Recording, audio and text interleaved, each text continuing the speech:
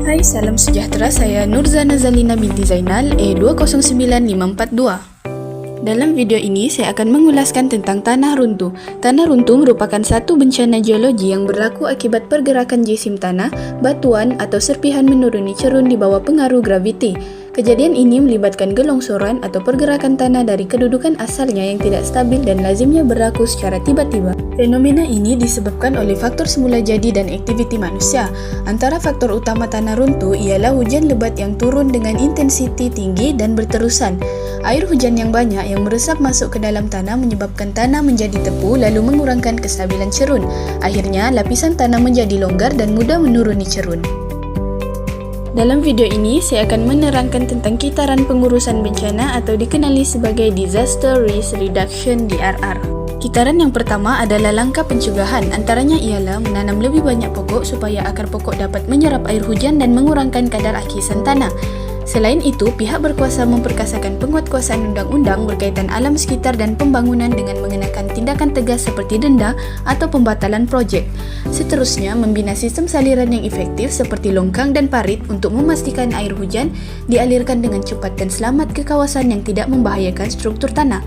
Akhir sekali, memberikan pendidikan dan kesedaran awam kepada masyarakat tentang bahaya tanah runtuh serta peranan mereka dalam mencegahnya. Seterusnya, langkah mitigasi iaitu tindakan yang diambil untuk mengurangkan atau meminimumkan kesan buruk tanah runtuh.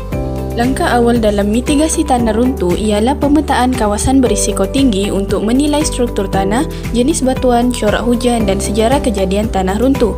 Yang kedua, pembinaan struktur penstabil cerun untuk mengurangkan kesan hakisan akibat larian air permukaan seperti tembok penahan cerun.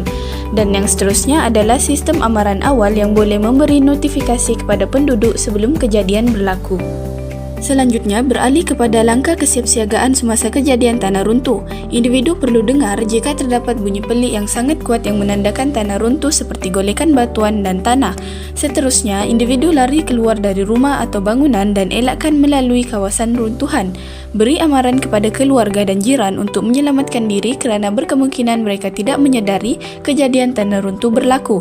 Seterusnya, hubungi pihak berkuasa untuk meminta bantuan, berpindah segera apabila keadaan menjadi bahaya atau apabila diarahkan pihak berkuasa dan sentiasa mengikuti perkembangan semasa melalui radio, televisyen atau media sosial.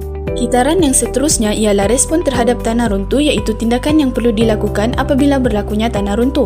Langkah pertama yang dilakukan adalah tindakan menyelamat dan mengeluarkan mangsa secepat mungkin oleh anggota pertahanan awam, polis dan juga bomba.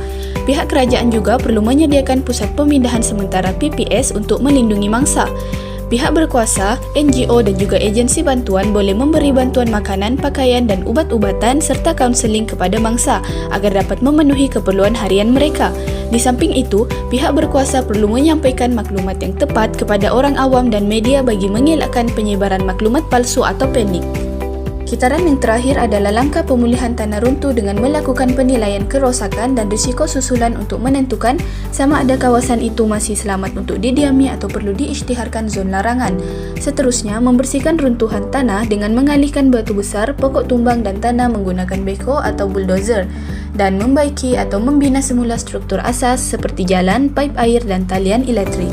Kesimpulannya, tanah runtuh merupakan bencana geologi yang boleh mendatangkan kemusnahan besar kepada nyawa, harta benda dan alam sekitar.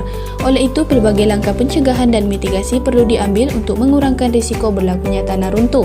Justru itu, kerjasama antara pihak kerajaan, agensi teknikal dan masyarakat setempat amat digalakkan.